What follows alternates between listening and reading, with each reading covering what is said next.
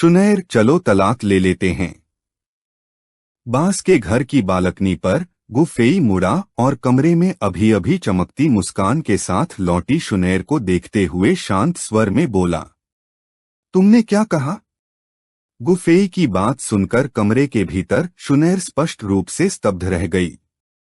फिर उसने अविश्वास से गुफेई की ओर देखा, मानो उसे लगा हो कि उसने गलत सुना है। मैंने कहा, चलो तलाक ले लेते हैं। गुफेई की निगाहें शुनैर पर टिकी रहीं, शांत लेकिन पहले की तरह ही दृढ़।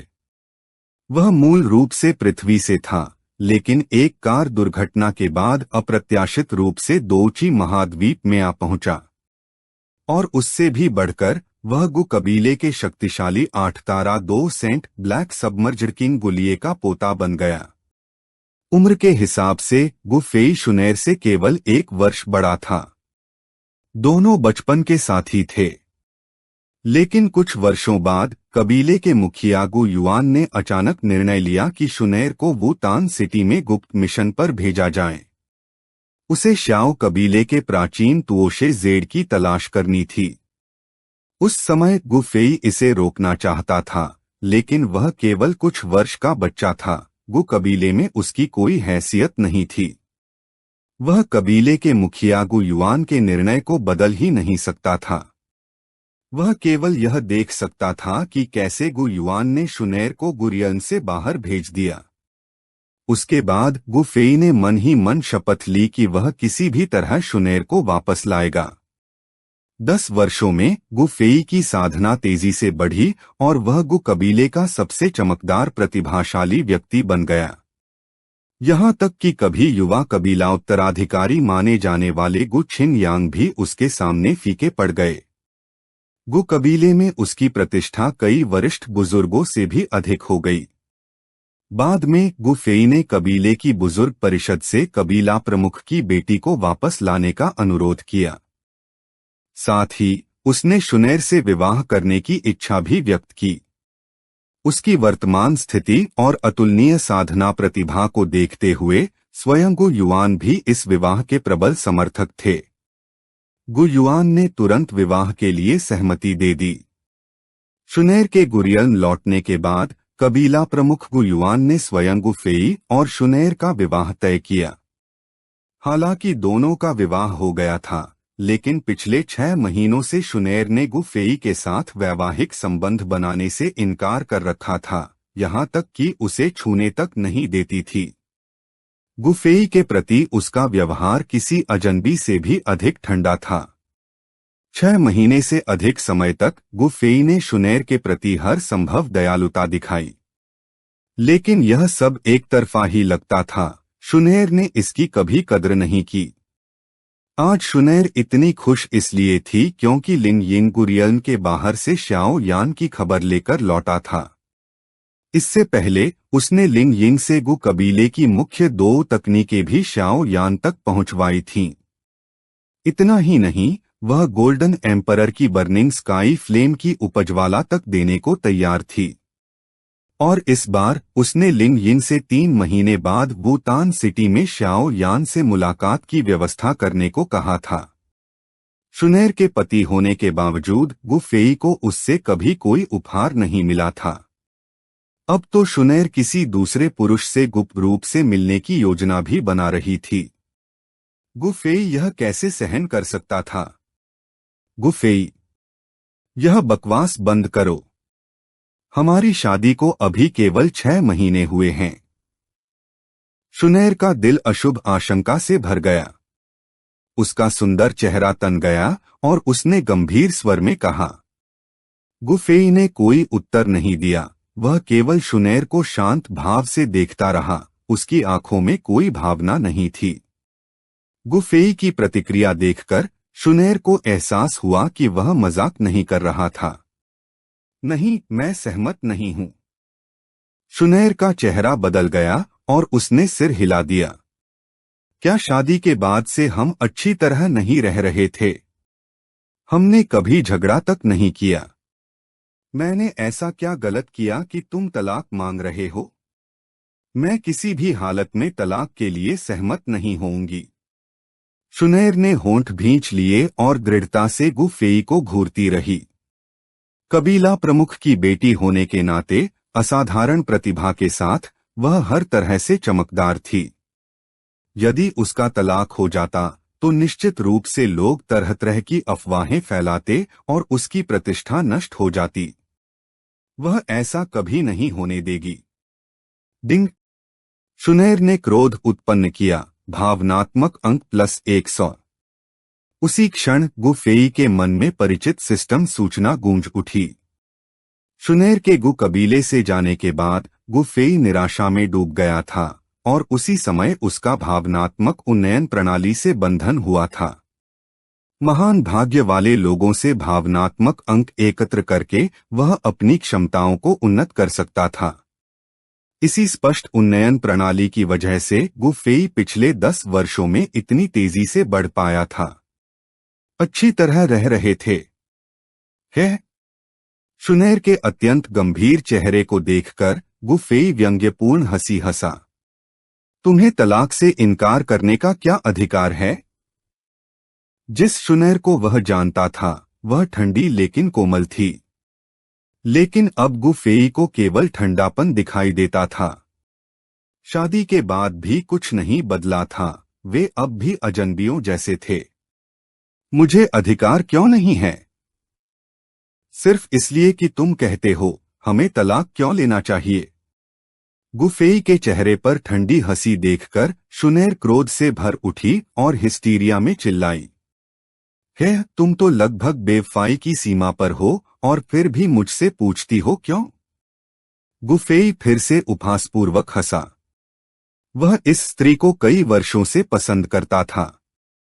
अब उसने अंततः उससे सारे संबंध तोड़ने का निर्णय ले लिया था। बेवफाई। गु फेई द्वारा इस्तेमाल किए गए इस शब्द को सुनकर शुनैर का शरीर हल्का सा कांप गया। डिंग। शुनैर ने अत्यधिक क्रोध उत्पन्न किया। भावनात्मक अंक +200। तुम झूठ बोल रहे हो। मैंने कब बेवफाई की? तुम मेरा अपमान कर रहे हो। शुनैर का नाजुक शरीर कांप उठा और उसने गु फेई की ओर उंगली उठाकर जोर से प्रतिवाद किया। झूठ। गु फेई की आंखों में तिरस्कार की झलक उभरी। उसे उम्मीद नहीं थी कि यह स्त्री अब भी इनकार करेगी। उसने ऊंची आवाज में कहा, अभी तुम किससे मिली थीं? क्या तुम्हें लगा कि किसी को पता नहीं चलेगा? लिन यिंग मेरे वरिष्ठ हैं। गुरियल में बिताए वर्षों के दौरान उन्होंने मेरी देखभाल की। क्या उनसे संपर्क बनाए रखना गलत है? गु फेई की बात सुनकर शुनैर ने आक्रोशित होकर धर्मसंगत स्वर में प्रश्न किया। लिन यिंग से संपर्क रखने में कुछ गलत नहीं है, लेकिन जब तुम उनसे संपर्क करती हो तो वास्तव में तुम्हारी चिंता किसी और के लिए होती है। तुम अपने उस पुराने प्रेमी की मुझसे, अपने पति से भी अधिक परवाह करती हो। गु फेई ने व्यंग्य से कहा। शुनैर की आंखों में तुरंत अपराध बोध की झलक उभरी। डिंग। शुनैर ने घबराहट प्लस क्रोध उत्पन्न किया। भावनात्मक अंक +100। बकवास। कौन पुराना प्रेमी? मैं इतने वर्षों तक श्याओ परिवार में रही और उसे केवल भाई परिवार जैसा ही मानती थी। मैं अपने परिवार की थोड़ी अधिक चिंता करती हूँ। क्या यह गलत है? शुनैर को बहस जारी रखते देखकर गु फेई की आंखों में तिरस्कार और गहरा हो गया।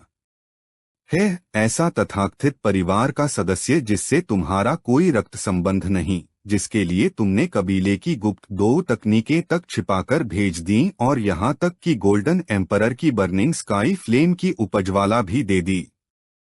गु फेई ने उपहास किया। और जिसके लिए तुम उसकी हर गतिविधि पर नजर रखती हो और अगली मुलाकात का समय तक तय करती हो। क्या तुम पहले से ही कल्पना कर रही हो कि अगली बार मिलने पर अपने उस तथाकथित भाई को कसकर गले लगाओगी? यह कहते समय गु फेई की आंखें तिरस्कार और घृणा से भरी हुई थीं। जिस स्त्री का दिल उसका नहीं था, वह चाहे कितनी भी सुंदर क्यों न हो, गु फेई के मन में अब उसके लिए कोई लगाव नहीं बचा था। तुम गुफेई की आंखों में देखते हुए और उसकी आवाज में तिरस्कार सुनते ही शुनैर का दिल जोर से कांप उठा। इस दौरान गुफेई हमेशा उसके प्रति बहुत ध्यान रखने वाला रहा था, लगातार उसे खुश करने की कोशिश करता था और उसकी परवाह करता था। उसने पहले कभी इस तरह उस पर आवाज ऊंची नहीं की थी, लेकिन अब उसकी पहले वाली विनम्रता पूरी तरह गायब हो चुकी थी और शुनैर इसे स्वीकार नहीं कर पा रही थी। डिंग। शुनैर को घबराहट महसूस होती है। भावना मूल्य +100। लेकिन फिर भी मैंने कभी तुम्हारे साथ कोई गलत काम नहीं किया है।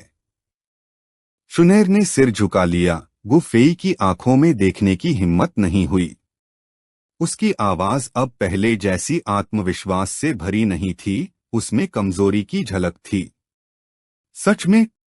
तुम्हारा पति होने के नाते मैंने तुम्हें कई बार मेरे साथ बाहर चलने के लिए कहा, लेकिन तुमने हमेशा साधना और दूसरे बहानों का सहारा लेकर मना कर दिया।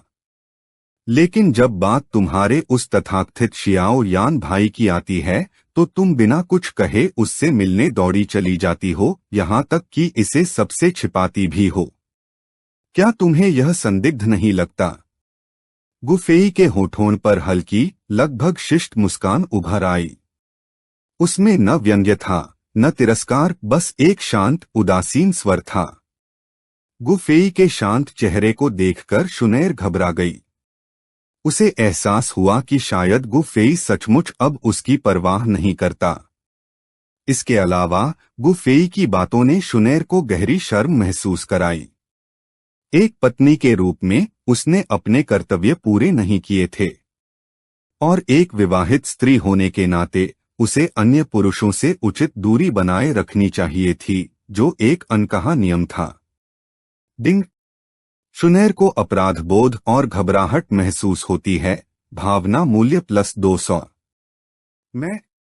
गुफेई, बात वैसी नहीं है जैसी तुम सोच रहे हो। मैं बस। तुमने मुझे कभी अपने पति के रूप में महत्व ही नहीं दिया। चाहे मैं तुम्हारे लिए कितना भी अच्छा करूं, तुम्हारे उस पुराने प्रेमी के सामने उसकी कोई कीमत नहीं है। नहीं, ऐसा नहीं है कि मैं तुम्हारी परवाह नहीं करती। इस बिंदु पर शुनैर को खुद भी आगे बोलना मुश्किल लग रहा था। कुछ सच्चाइयों से इनकार नहीं किया जा सकता था। गुफेई अंधा नहीं था, वह उसके व्यवहार को देख सकता था। हमारी शादी का तुम्हारे लिए कोई मतलब नहीं है। मैंने जो भी प्यार और अपनापन तुम्हें दिया, वह तुम्हारे पुराने प्रेमी के साथ मिलने वाली खुशी के सामने बेकार है। गुफेई ने फिर कहा। उसकी आवाज में अब वह गर्मजोशी नहीं थी जो पहले हुआ करती थी, मानो वह कोई अजनबी हो। इससे शुनैर और घबरा गई। शादी से पहले हो या बाद में, गुफेई हमेशा उसके साथ बहुत अच्छा रहा था।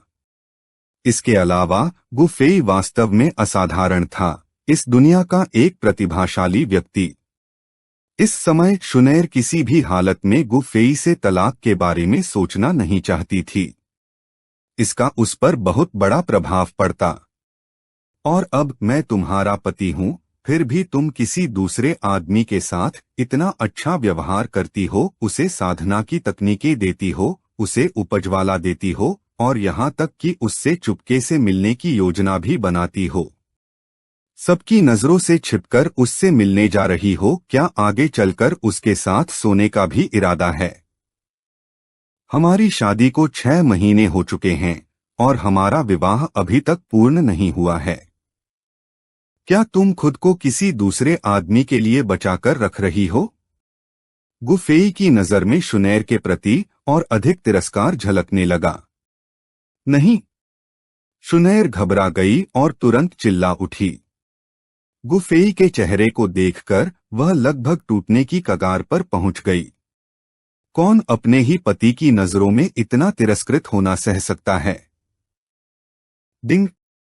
शुनैर को भावनात्मक टूटन महसूस होती है। Critical hit. भावना मूल्य +1000। गुफेई, बात वैसी नहीं है जैसी तुम सोच रहे हो। हमारे विवाह के पूर्ण न होने का कारण बस यह है कि मैं अभी तैयार नहीं हूं। शुनैर ने घबराकर समझाया। तैयार नहीं हो? तैयार होने का मतलब क्या होगा? क्या तुम खुद को अपने पुराने प्रेमी के लिए बचाकर रखने की योजना बना रही हो? क्या उसी की तैयारी कर रही हो? गुफेई की आंखों में घृणा की झलक दिखाई दी। बकवास। मैंने ऐसा कुछ नहीं किया है। गुफेई की बातों से शुनैर स्पष्ट रूप से उत्तेजित हो गई। उसकी आवाज विरोध में ऊंची हो गई। गुफेई, तुम मेरे बारे में ऐसा कैसे कह सकते हो? क्या तुम्हारी नजरों में मैं सचमुच इतनी चरित्रहीन और घृणित स्त्री हूं? शुनैर लंबे समय तक सीधे गुफेई को देखती रही। आंसू चुपचाप उसके गालों पर बहते रहे। उसने क्रोध से गुफेई से सवाल किया। डिंग।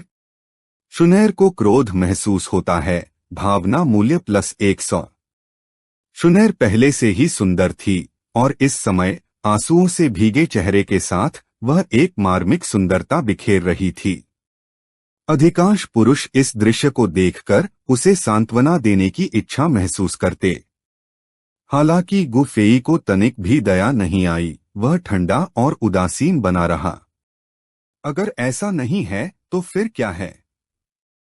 तुम सोचती हो कि किसी दूसरे आदमी पर पूरा ध्यान लगाकर भी मैं तुम्हें पवित्र और सदाचारी समझूंगा? गुफेई ने तिरस्कार से कहा। यदि कोई व्यक्ति नीच काम करे तो वह कैसे उम्मीद कर सकता है कि दूसरे उसे उसके लिए न टोकें? दुनिया में ऐसी बात कैसे संभव हो सकती है? गुफेई की बातें सुनकर शुनैर का प्रारंभिक क्रोध धीरे धीरे गायब हो गया और उसकी जगह शर्म ने ले ली। वह समझ गई कि इस मामले में वास्तव में गलती उसी की थी। डिंग।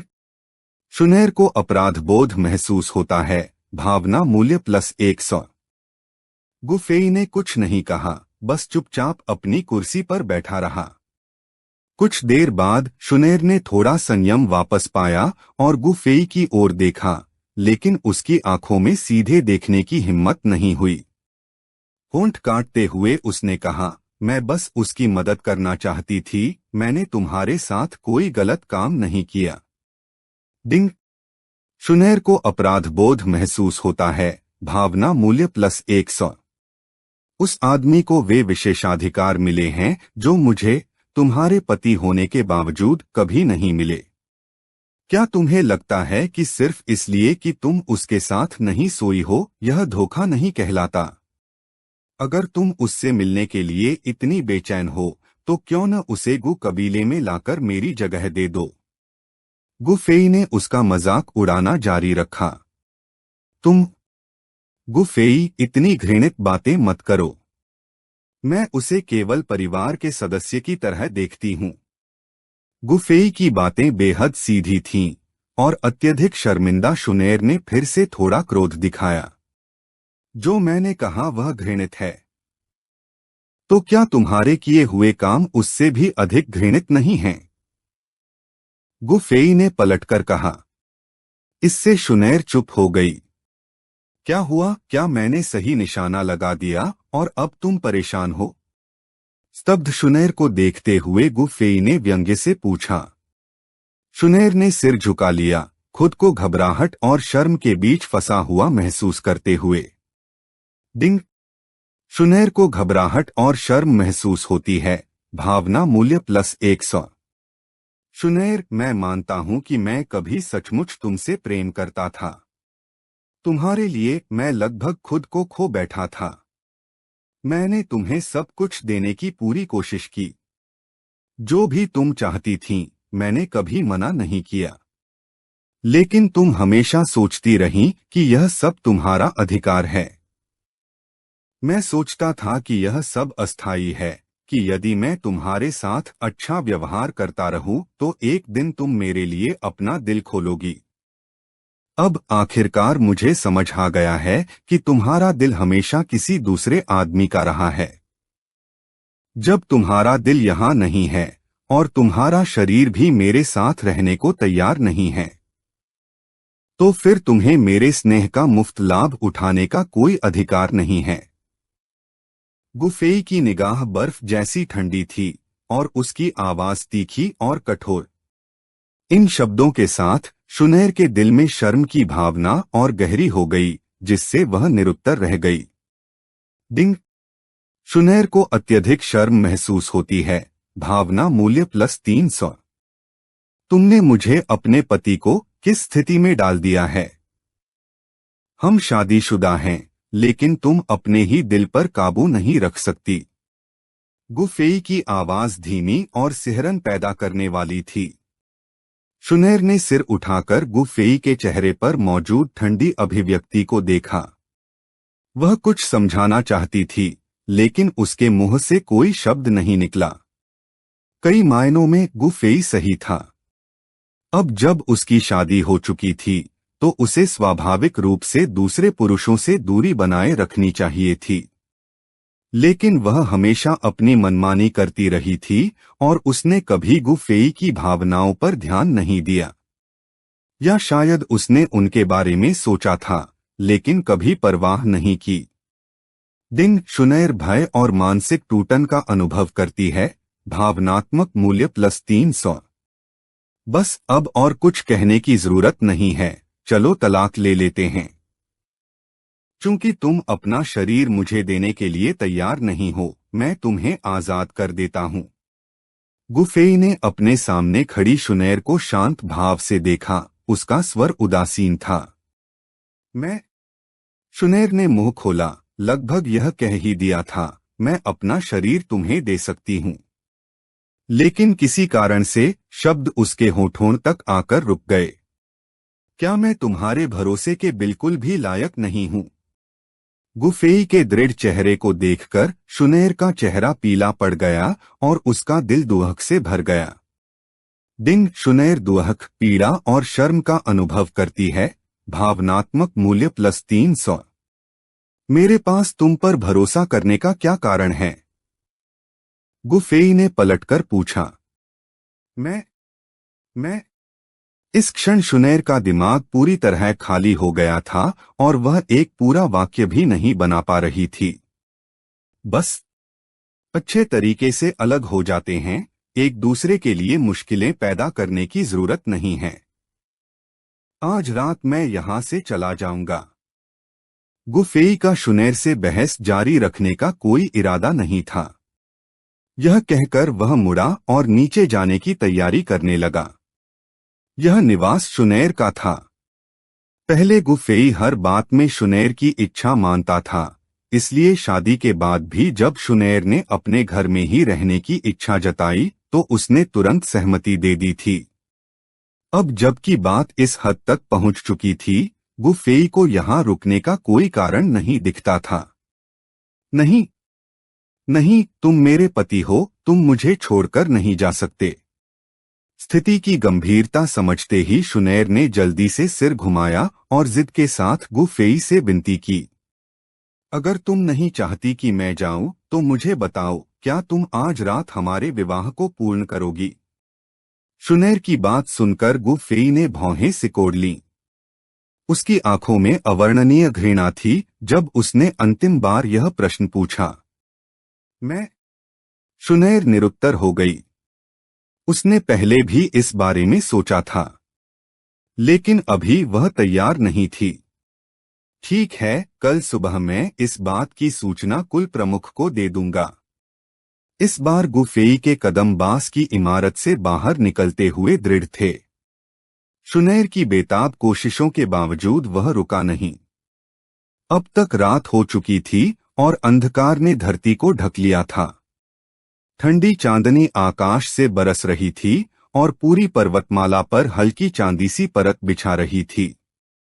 पर्वतमाला के केंद्र में महलों जैसी इमारतों का एक समूह था, जो किसी प्राचीन दैत्य की तरह ऊंचा नीचा फैला हुआ था और चांदनी में प्राचीनता की आभा बिखेर रहा था।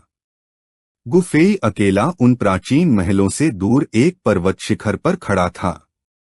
इस समय चारों ओर असाधारण शांति थी, जो उसके हृदय की शांति को प्रतिबिंबित कर रही थी। अब से मैं अपनी सारी ऊर्जा शुनैर को खुश करने में बर्बाद नहीं करूंगा। गुफेई ने गहरी सांस छोड़ी और राहत महसूस की। यह वही पर्वत शिखर था जहां वह शादी से पहले रहता था। उसे यहां आए हुए आधा साल हो चुका था। अपने पुराने निवास की ओर धीरे धीरे चलते हुए गु फेई अपने भविष्य की योजनाओं पर विचार करने लगा। यह डॉची महाद्वीप था जहां अनगिनत लोग अपना पूरा जीवन महान डॉ गॉड बनने के अंतिम लक्ष्य का पीछा करते हुए बिताते थे। गु फेई भी इसका अपवाद नहीं था। 10 साल पहले गु फेई ने इमोशन अपग्रेड सिस्टम को सक्रिय किया था, जिसने उसे एक साधारण व्यक्ति से गु कबीले का प्रतिभाशाली सदस्य बना दिया। इमोशन अपग्रेड सिस्टम का कार्य सरल था। महान भाग्य वाले लोगों में प्रत्यक्ष या अप्रत्यक्ष रूप से भावनात्मक उतार चढ़ाव उत्पन्न करके गु फेई भावनात्मक अंक एकत्र कर सकता था।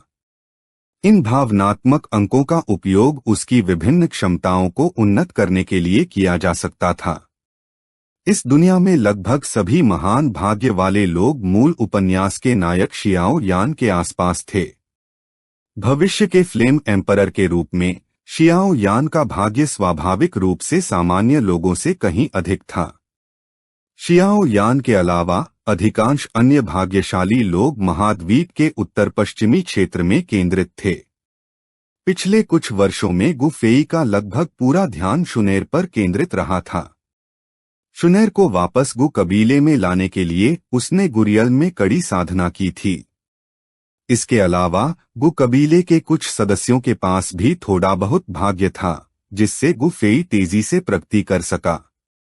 हालांकि कम भाग्य वाले लोगों और अधिक भाग्य वाले लोगों से प्राप्त भावनात्मक अंकों में भारी अंतर था।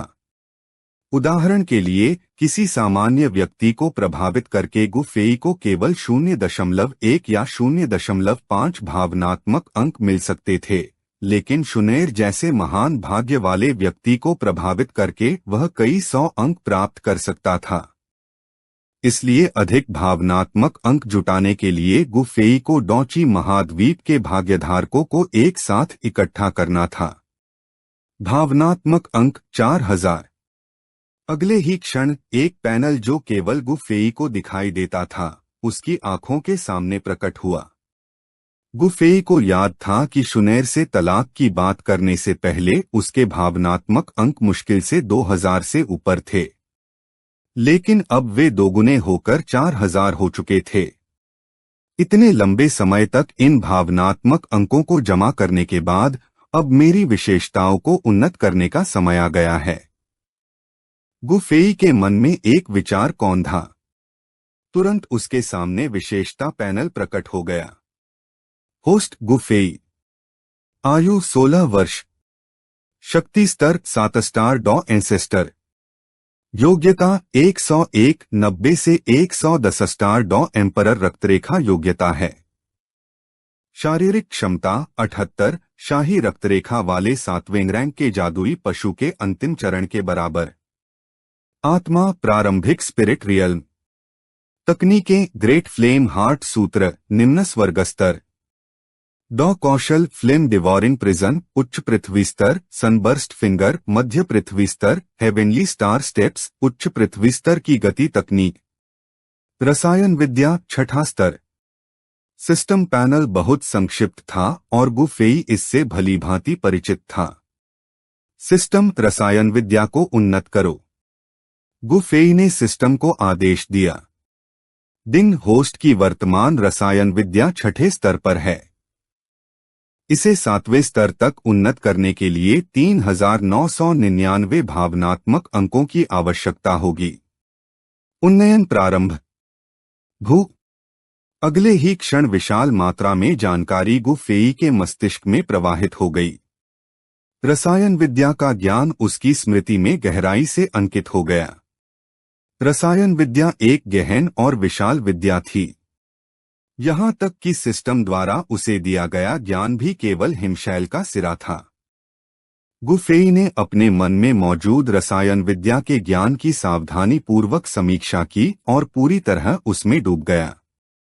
वह भली भांति जानता था कि एक शीर्षस्तरीय रसायनविद बनना कितना कठिन है, लेकिन जब तक उसके पास सिस्टम था, वह दिन आ सकता था जब वह ऐसा रसायनविद बने जो पूरे महाद्वीप को हिला सके।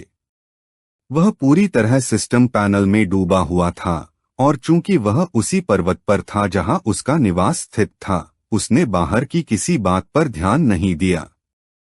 कुछ ही दूरी पर गु कबीले की एक सुंदर युवती चुपचाप खड़ी थी और गु फेई को देख रही थी। युवती का नाम गु यूनियो था। पूरे गु कबीले में उसकी शक्ति काफी प्रभावशाली मानी जाती थी। अपनी सुंदरता और अच्छी ताकत के कारण गु यूनियो के कई प्रशंसक थे। हालांकि वह शूनर की बराबरी नहीं कर सकती थी, लेकिन शूनर के जाने के बाद युवा पीढ़ी के बीच गु यूनियो को एक छोटी देवी के रूप में देखा जाता था। हालांकि वह हमेशा से गु कबीले की युवा पीढ़ी के सबसे प्रतिभाशाली सदस्य गु फेई की गुप्त रूप से प्रशंसा करती थी। वह बहुत पहले ही उससे प्रेम करने लगी थी, लेकिन उसका दिल टूट गया जब गु फेई ने कबीले के नेता से अपनी पहली इच्छा के रूप में शूनर से विवाह करने का अनुरोध किया। हर रात गु यूनियो सोचती थी कि आखिर वह शूनर से कम क्यों थी। शूनर बहुत पहले ही गु कबीले को छोड़ चुकी थी, जबकि गु यूनियो गु फेई के साथ बड़ी हुई थी। फिर भी साथ बड़े होने का बंधन भी शूनर के आकर्षण को पार नहीं कर सका। इसके बावजूद गु फेई और शूनर के विवाह के बाद भी गु यूनियो हर रात यहां आती थी और उसकी यादों में खोई रहती थी। गु फेई इतना उत्कृष्ट था कि वह उसे भुला नहीं पा रही थी।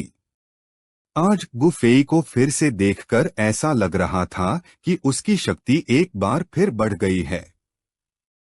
अब वह न तो उसकी ताकत का अनुमान लगा सकती थी और न ही उसके भविष्य का। गु फेई ध्यान से अपने सिस्टम इंटरफेस का निरीक्षण कर रहा था और गु यूनियो ठुड्डी पर हाथ टिकाए चुपचाप उसे देख रही थी, अपने विचारों में खोई हुई। उसका चेहरा लाल हो गया था और उसकी सांसें अस्थिर हो गई थीं। गु फेई ने जल्द ही पास की हलचल को महसूस कर लिया। वहां कौन है? उसने सतर्कता से देखा और पाया कि वह वही लड़की थी जिसके साथ वह बड़ा हुआ था, गु यूनियो। गु फेई की तेज नजर से चौंककर गु यूनियो को डर लगा कि कहीं उसे यह पता न चल जाए कि वह कई दिनों से उसे चुपके से देख रही थी। गु यूनियो घबराहट महसूस करती है। भावना अंक +3। अपनी शर्मिंदगी छिपाने के लिए उसने घबराकर बात शुरू की। भाई गु फेई, आप शूनर के साथ क्यों नहीं हैं? वह थोड़ी बेचैन थी, लेकिन उसने देखा कि गु फेई पूरी तरह बदल चुका था। उसकी आंखें दूर और उदासीन लग रही थीं। पहले केवल शूनर का नाम सुनकर ही उसके चेहरे पर मुस्कान आ जाती थी और उसकी नजरें नरम हो जाती थीं। लेकिन अब वह ऐसा लग रहा था मानो किसी अजनबी का नाम सुन रहा हो। अब मुझे शूनर के साथ रहने की जरूरत नहीं है। जरूरत नहीं? गु यूनियो के दिल में एक अनोखी भावना जागी। कुछ समझते हुए उसने सहज रूप से आगे पूछा, हम अब जरूरत नहीं है। शूनर और मैं तलाक की तैयारी कर रहे हैं। गु फेई ने गु यूनियो की आंखों में देखा। उसे उनमें उम्मीद की एक झलक दिखाई दी। गु यूनियो उत्सुकता महसूस करती है। भावना अंक +5। सिस्टम का संकेत बिल्कुल सही समय पर आया। गु फेई ने गु यूनियो के लाल चेहरे को देखा और समझ गया। क्या यह लड़की उसके तलाक की उम्मीद कर रही थी? क्या वह वास्तव में उसे पसंद करती थी? जैसे ही गु फेई कुछ कहने वाला था, एक परिचित आवाज ने उसे रोक दिया। मैं उससे तलाक नहीं लूंगी। गु फेई और गु यूनियो दोनों ने आवाज की दिशा में देखा। यह शूनर थी जो अभी अभी वहां पहुंची थी। शूनर क्रोध महसूस करती है। भावना अंक +100। वह बेहद गुस्से में दिख रही थी। उसकी नजरें गु यूनियो पर टिक गईं। गु यूनियो असहाय महसूस करते हुए पीछे हट गई और गु फेई की ओर देखने लगी। उसे सहज रूप से मदद के लिए उसकी ओर देखते देखकर शूनर कुछ कहने ही वाली थी कि गु फेई ने उसे बीच में रोक दिया। तुम यहाँ क्या कर रही हो? गु फेई की आंखें निराशा और क्रोध से भरी थीं। उसने डांटते हुए कहा, तुम्हारे दिल में पहले से कोई और है, तो फिर यहाँ आकर मुझे घृणा क्यों महसूस करा रही हो? शुनर ने घबराकर अपना निचला होंठ काट लिया। उसे एहसास था कि गलती उसकी थी, लेकिन फिर भी गु फेई को यहाँ गु युनियो के साथ नहीं होना चाहिए था। तो फिर तुम गु युनियो के साथ यहाँ क्या कर रहे हो? अगर मैं नहीं आती तो क्या तुम उससे शादी भी कर लेते? शुनर की सुंदर आंखों में क्रोध चमका। उसकी कल्पनाओं ने उसके असंतोष को और बढ़ा दिया था। भले ही वह भाई श्याओ यान को बहुत पसंद करती थी, लेकिन वह गु फेई को गु युनियो की परवाह करने की अनुमति नहीं दे सकती थी। शुनर क्रोध महसूस करती है। भावना अंक +100। शुनर ने गु फेई को घूरते हुए अपनी बात कह दी। क्या तुम उससे शादी करने के लिए मुझसे तलाक लेना चाहते हो? गु फेई ने उसे निराशा से देखा और आह भरी। शुनर अब भी पहले की तरह सुंदर और चमकदार थी, लेकिन वह छोटी लड़की नहीं रही थी जिसे वह कभी जानता था। शुनर, तुम ऐसा क्यों सोच रही हो? मैं इस लड़की के साथ बड़ा हुआ हूँ। एक बड़े भाई की तरह उसकी चिंता करना स्वाभाविक है ना? और जहां तक तलाक की बात है, तुम सबसे बेहतर जानती हो कि मैं ऐसा क्यों चाहता हूँ। शुनर की आंखें लाल थीं, फिर भी उसने जिद से गु फेई की नजरों का सामना किया। लड़कियां संवेदनशील होती हैं, और उसने बहुत पहले ही महसूस कर लिया था कि गु युनियो के मन में गु फेई के लिए भावनाएं हैं। पहले गु फेई हमेशा अन्य महिलाओं से दूरी बनाए रखता था, जो ठीक था। लेकिन अब गु फेई उसका पति था, और भले ही वह उसे पसंद नहीं करती थी, फिर भी वह गु युनियो को उस पर नजर रखने की अनुमति नहीं दे सकती थी। क्या तुम सचमुच मुझसे तलाक लेने वाले हो? और मैं क्या करूं? हरी टोपी पहनकर देखता रहूं कि जो कुछ मैं तुम्हें देता हूं वह सब तुम उसे सौंप दो। शुनर की नजरें डगमगा गईं, लेकिन वह गु युनियो के सामने अपनी प्रतिष्ठा नहीं खोना चाहती थी। शुनर शर्म महसूस करती है। भावना अंक +80।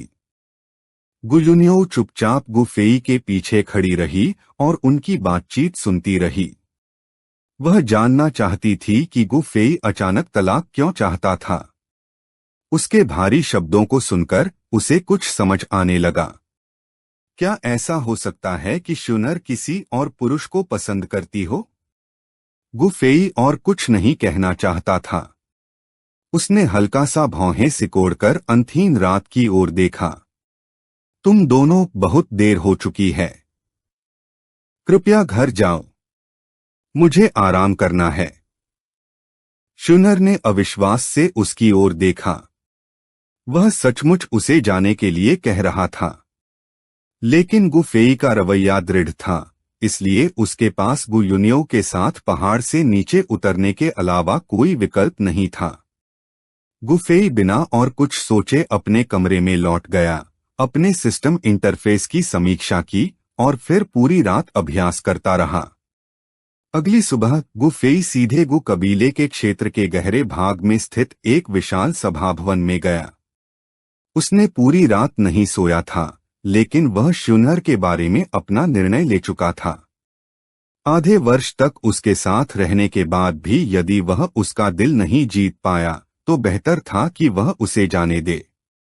इसलिए गु फेई सभाभवन में गु युआन के आने की प्रतीक्षा करने लगा।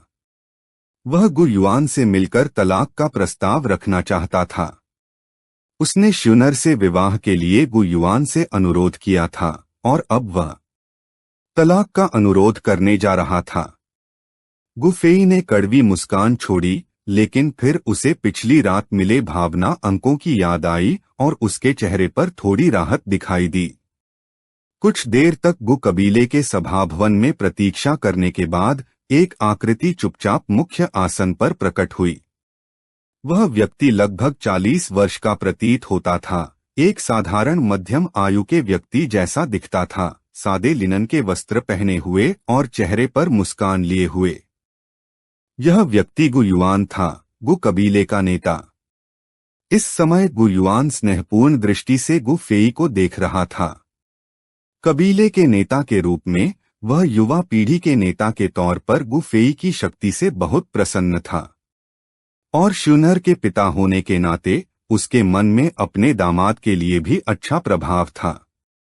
फिर भी गु फेई अत्यधिक दबाव महसूस कर रहा था।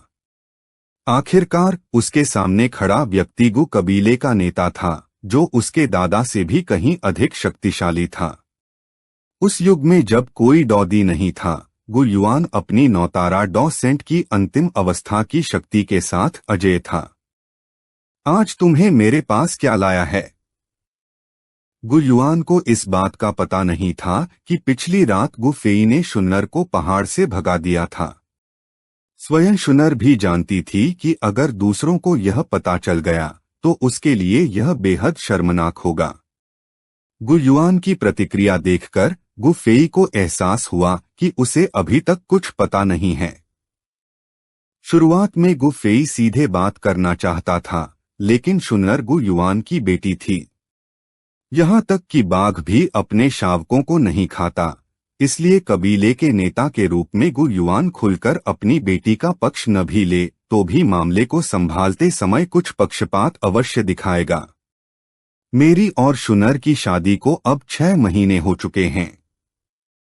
शुनर एक अच्छी इंसान है, लेकिन शुनर की हरकतों को याद करते हुए गु फेई भले ही भावनात्मक रूप से आगे बढ़ चुका था, फिर भी उसके स्वर में थोड़ी कड़वाहट आ गई। शायद मैं पर्याप्त रूप से उत्कृष्ट नहीं हूं, क्योंकि शुनर के मन में मेरे लिए कोई भावना नहीं है। शायद हमारी किस्मत में साथ होना ही नहीं लिखा। मुझे नहीं लगता कि मैं उसके लिए सही साथी हूं। गु फेई यहीं रुक गया और उसकी नजर चुप बैठे गु युआन पर जा टिकी। क्या गु फेई शादी खत्म करना चाहता था? गु युआन को आश्चर्य हुआ। Emotion value +5। गु युआन ने तुरंत अपना आश्चर्य छिपा लिया और नीचे बैठे गु फेई की ओर देखने लगा। उस समय गु फेई ही उसके पास आया था और शुनर से विवाह करने की जिद की थी। गु फेई युवा पीढ़ी का नेता था, जिसका भविष्य उज्ज्वल था। गु युआन ने उसे बचपन से बढ़ते देखा था, इसलिए उसने विवाह के लिए सहमति दे दी थी। लेकिन केवल 6 महीनों में हालात इतने बदल कैसे गए? लेकिन जल्द ही गु युआन के भीतर क्रोध उमड़ पड़ा। चाहे शुनर निर्दोष ही क्यों न हो, तलाक उसकी प्रतिष्ठा को गंभीर रूप से नुकसान पहुंचाता। गु फेई चुपचाप गु युआन की प्रतिक्रिया देख रहा था, तभी उसे सिस्टम की सूचना मिली। गु युआन को क्रोध आया। Emotion value +5। गु फेई समझ गया कि गु युआन शायद अपनी बेटी का पक्ष लेने वाला है। वह निश्चित रूप से उससे सवाल करेगा और गु फेई को अपने शब्द बहुत सावधानी से चुनने होंगे। उसकी व्याख्या को नरम और संतुलित होना था। गु युआन का चेहरा कठोर हो गया और उससे अनजाने में हल्का दबाव निकलने लगा। उसने यह जानबूझकर नहीं किया था, यह केवल एक स्वाभाविक प्रतिक्रिया थी। जैसे ही गु युआन गु फेई से असली कारण पूछने वाला था, एक महिला की आवाज सुनाई दी। पिताजी, मैं गु फेई से तलाक नहीं लूंगी। अगले ही पल पूरी रात जागी हुई शुनर जल्दी जल्दी अंदर दौड़ती हुई आई, अपनी स्कर्ट उठाए हुए। शुनर उत्साहित हुई। Emotion value +50। गु फेई ने अपने होठों के कोने पर उभरती मुस्कान दबा ली। वह पूर्व पत्नी, जो लगातार इमोशन वैल्यू प्रदान कर रही थी, आखिर आ ही गई। गु युआन ने उसके शोरगुल वाले व्यवहार को स्नेह और नाराजगी के मिश्रण के साथ देखा। उसने हल्की सी फुफकार भरी और फिर उसे बैठने की अनुमति दे दी। शुनर एक पल के लिए झिझकी, फिर गु फेई के सामने बैठने का निर्णय लिया। वह उसके पास बैठना चाहती थी, लेकिन गु फेई उसे बिल्कुल सम्मान नहीं दे रहा था और परेशानी मोल लेना ठीक नहीं था। शुनर के बैठते ही गु युआन थोड़ा सीधा बैठ गया। उसकी चिंता स्पष्ट थी और उसने जल्दबाजी में पूछा, गुफेई आज सुबह सुबह मुझसे कुछ चर्चा करने आया था। शुनर, अपने पिता को बताओ, क्या तुम्हारे और गुफेई के बीच कुछ हुआ है? उसके चिंतित चेहरे को देखकर शुनर को शर्म महसूस हुई और उसने सिर झुका लिया। शुनर को शर्म आई। Emotion value +50। सिर झुकाए शुनर ने जवाब देने से इनकार कर दिया, इसलिए गु युआन ने अपनी नजर गुफेई की ओर मोड़ ली। आह भरते हुए गुफेई ने अनिच्छा से समझाया कि वह विवाह समाप्त क्यों करना चाहता था। मेरी और शुनर की शादी को 6 महीने हो चुके हैं। मुझे उम्मीद थी कि हम एक सामंजस्यपूर्ण दंपति बनेंगे, लेकिन वास्तविकता यह है कि हमारे बीच कभी वास्तविक वैवाहिक संबंध नहीं रहे। उसका पहला संयमित वाक्य सुनकर गु युआन स्तब्ध रह गया। उसे उम्मीद थी कि शुनर तुरंत गुफेई से प्रेम नहीं करेगी, लेकिन उसने यह नहीं सोचा था कि 6 महीने बाद भी उनका विवाह पूर्ण नहीं हुआ होगा। वह चतुर और प्यारे पोते पोतियों की आशा कर रहा था, लेकिन अब वह आशा टूट गई थी। गु युआन ने देखा कि गुफेई के पास और भी कहने को है, इसलिए उसने सिर हिलाकर उसे जारी रखने का संकेत दिया। अगर केवल यही समस्या होती तो मैं विवाह समाप्त करने के बारे में नहीं सोचता। क्या आपको शियाओ परिवार याद है? शुनर का चेहरा बदल गया। उसे डर था कि यदि गु युआन को यह सब पता चल गया तो वह उसे कैद कर सकता है और शियाओ यान से मिलने से रोक सकता है। उससे भी अधिक उसे डर था कि गु युआन किसी को शियाओ यान से निपटने के लिए भेज देगा। शुनर घबरा गई। Emotion value +50। बिल्कुल याद है। शियाओ परिवार जो वूतान शहर में था, वहां शुनर को मैंने ही भेजा था, गु युआन ने उत्तर दिया, यह समझे बिना कि गुफेई क्या कहने वाला है। शियाओ परिवार के मुखिया का पुत्र शियाओ यान कभी वूतान शहर का एक प्रतिभाशाली युवक माना जाता था। वह और शुनर साथ बड़े हुए थे और उनके संबंध असाधारण रूप से अच्छे थे, इतने अच्छे कि गुफेई ने क्षण भर के लिए अपनी आंखें बंद कर लीं। इतने अच्छे कि गु कबीले में लौटने के बाद भी वह उसे चुपके से उपहार भेजती रही। शायद वे केवल मित्र थे, लेकिन शायद उसे डर था कि मैं नाराज हो जाऊंगा, इसलिए वह मेरी पीठ पीछे शियाओ यान से मिलने भी जाती रही। शुनर को शर्म आई। Emotion value +100। सिर झुकाए शुनर अपने पिता के सामने गुफेई को उसकी सारी हरकतें धीरे धीरे बताते हुए सुनती रही। उसने इनकार नहीं किया, लेकिन उसका चेहरा लाल हो गया। गु युआन को क्रोध आया। Emotion value +5। गु युआन शुनर पर बेहद नाराज था, लेकिन वह गुफेई की भावनाओं को भी समझता था।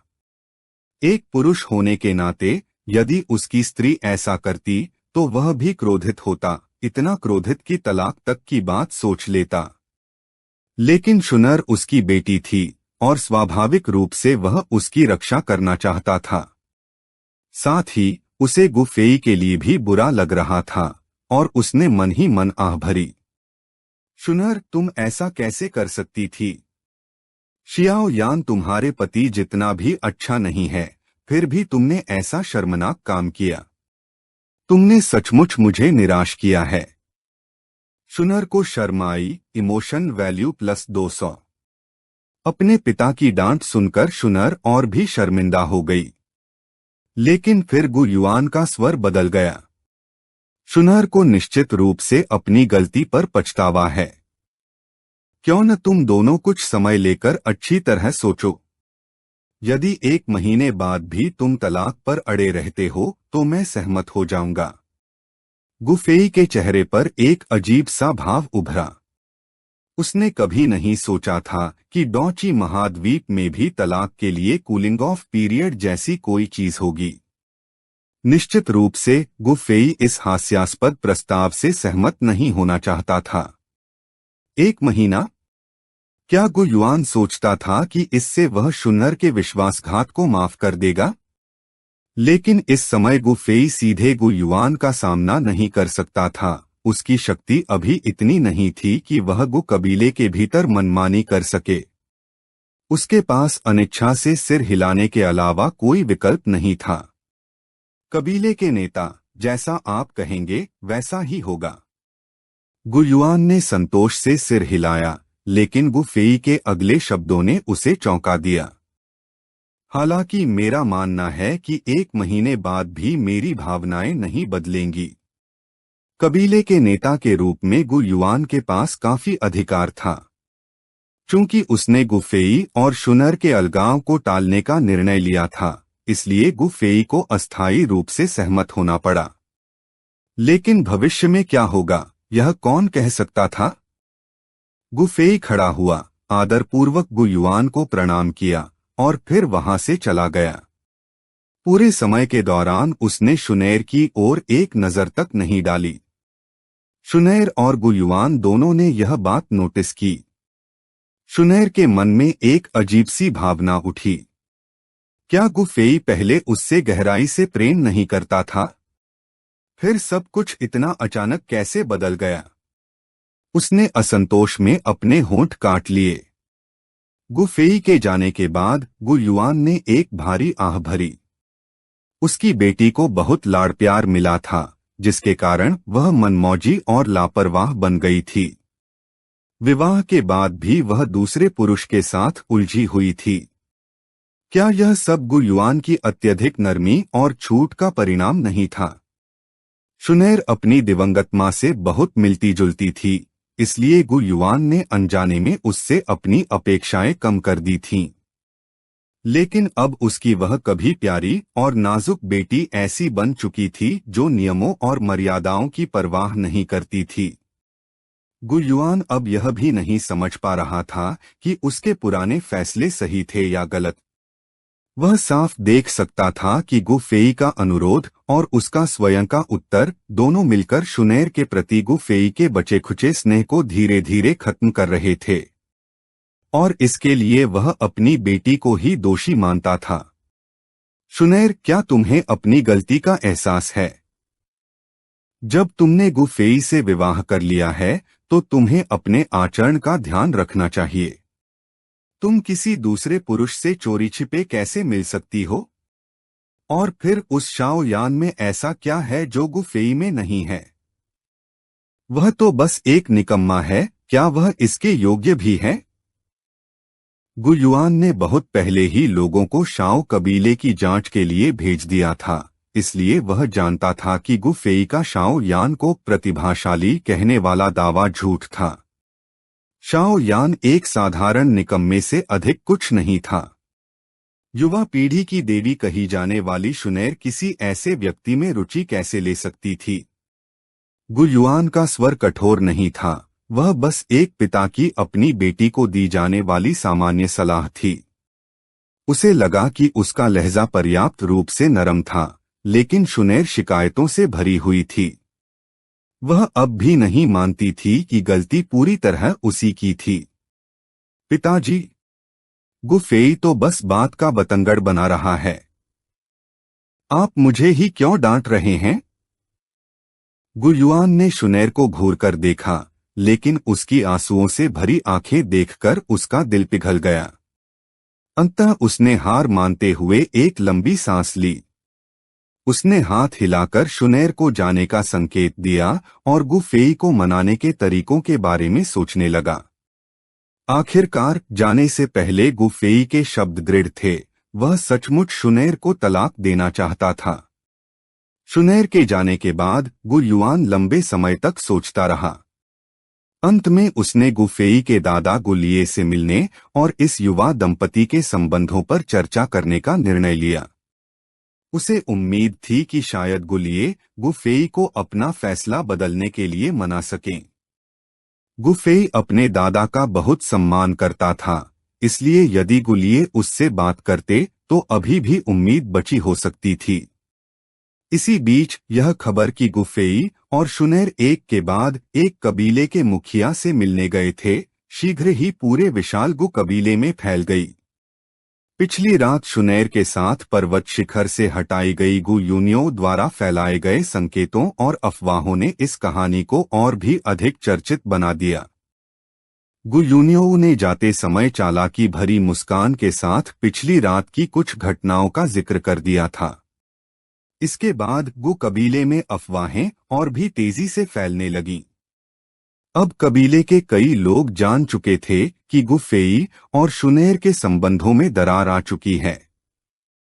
जब गु फेई और शुनैर का विवाह हुआ था तब यह पूरे कबीले में चर्चा का विषय था। शुनैर को युवा पीढ़ी की देवी माना जाता था, जबकि गु फेई को उनमें सबसे शक्तिशाली समझा जाता था। उनका मिलन स्वाभाविक रूप से बहुत चर्चित हुआ था, लेकिन अब केवल 6 महीने बाद उनका विवाह टूटने की कगार पर दिखाई दे रहा था, जिससे विवादों की एक नई लहर उठ खड़ी हुई। सभागार से निकलने के बाद गु फेई अपने निवास की ओर लौटने लगा। अपनी तीक्ष्ण इंद्रियों की बदौलत उसने महसूस किया कि रास्ते भर लोग उसकी ओर देखते हुए फुसफुसा रहे थे। उसे समझ आ गया कि खबर फैल चुकी है। गु फेई ने सिर हिलाया। इस स्थिति के जो भी परिणाम हो, उससे उसे कोई फर्क नहीं पड़ता था।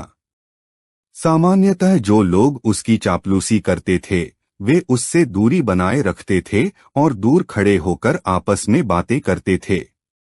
कभी कभी जिज्ञासु, उत्साहित या नाराज निगाहें उसकी ओर उठ जाती थीं। हालांकि गु फेई को ये निगाहें पसंद थीं, ध्यान के लिए नहीं बल्कि उस भावनात्मक ऊर्जा के लिए जो वे उसे प्रदान करती थीं। गु युए जिज्ञासा भावना, भावनात्मक मूल्य +1। गु फेयांग रोष भावना, भावनात्मक मूल्य +1। गु याओ क्रोध भावना, भावनात्मक मूल्य +5। हालांकि इन लोगों में से किसी का भाग्य विशेष नहीं था और उनके भावनात्मक मूल्य समुद्र में एक बूंद के समान थे, फिर भी हर छोटी चीज उपयोगी थी। गु फेई उन्हें ठुकराने वाला नहीं था, लेकिन गु याओ नामक व्यक्ति से प्राप्त क्रोध भावना ने उसका ध्यान खींच लिया। भीड़ में गु याओ की आंखों में क्रोध भरा हुआ था जब वह गु फेई को देख रहा था। यह क्रोध विशेष रूप से गु फेई के प्रति नहीं था। गु याओ कभी शुनैर की प्रशंसा करता था क्योंकि वह गु कबीले की युवा पीढ़ी की देवी थी, लेकिन शुनैर के गु फेई से विवाह करने के बाद उसे अपने मन की बात त्यागनी पड़ी। वह स्वयं को एक सज्जन मानता था और किसी और की पत्नी को पाने जैसी अनैतिक हरकत नहीं कर सकता था। इसके अलावा वह यह भी स्वीकार करता था कि गु फेई ऐसा व्यक्ति था जिसका वह सम्मान और प्रशंसा करता था। लेकिन अब यह शाओ यान नाम का कोई अज्ञात व्यक्ति अचानक सामने आ गया था। यह शाओ यान आखिर था कौन? वह इस कहानी में आया कैसे और उसके कारण वह इतना क्रोधित क्यों था? दरअसल गु याओ को अभी अभी गुलिन से, जो कभी शुनैर को लेने गया था, गु फेई और शुनैर के बीच दरार की संभावित वजह पता चली थी। संभवतः इसका कारण उत्तर पश्चिमी क्षेत्र का एक अज्ञात युवक शाओ यान था। यदि शुनैर शाओ यान की वजह से गु फेई से झगड़ रही थी तो इसका केवल एक ही अर्थ हो सकता था, उसके मन में शाओ यान के लिए भावनाएं थीं। गु याओ बुद्धिमान था और एक छोटे से संकेत से ही उसने पूरी स्थिति समझ ली। उसने पहले इसलिए पीछे हटना स्वीकार किया था क्योंकि गु फेई उत्कृष्ट था और शुनैर का पति बनने के योग्य था। लेकिन शाओ यान, उसकी तुलना कैसे की जा सकती थी? जितना अधिक गु याओ सोचता गया उतना ही अधिक क्रोधित होता गया। उसका क्रोध अब केवल शाओ यान तक सीमित नहीं रहा, उसका एक हिस्सा गु फेई की ओर भी मुड़ गया। गु फेई की प्रणाली ने उसे ईमानदारी से इस बारे में सचेत किया और उसने अपनी नजर उस गु याओ की ओर मोड़ी जो खिड़की के पास बैठा था। उसके चेहरे पर हत्या की इच्छा झलक रही थी। गु फेई ने शांतिपूर्वक उसकी नजरों का सामना किया, हल्की सी मुस्कान दी और पर्वत की ओर बढ़ता रहा। गु फेई का यह शांत व्यवहार देखकर गु याओ और भी अधिक क्रोधित हो गया। आखिर शाओ यान जैसा निकम्मा व्यक्ति शुनैर के दिल में गु फेई जैसे उत्कृष्ट व्यक्ति से ऊपर कैसे हो सकता था? यह असहनीय था। शाओ यान को समाप्त करना ही होगा।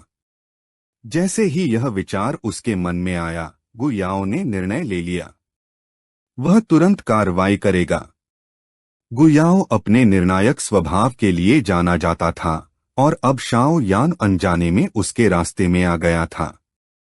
उसके जैसे एक निकम्मे को खत्म करना आसान होगा।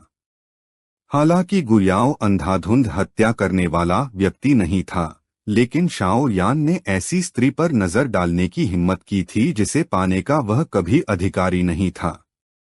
यदि गु युआन ने शुनैर को उस सुनसान स्थान पर न भेजा होता तो शाओ यान को अपने पूरे जीवन में उसे देखने का अवसर भी नहीं मिलता। गु याओ ने एक पल सोचा और अपने सबसे भरोसेमंद सहायकों में से एक को बुलाया।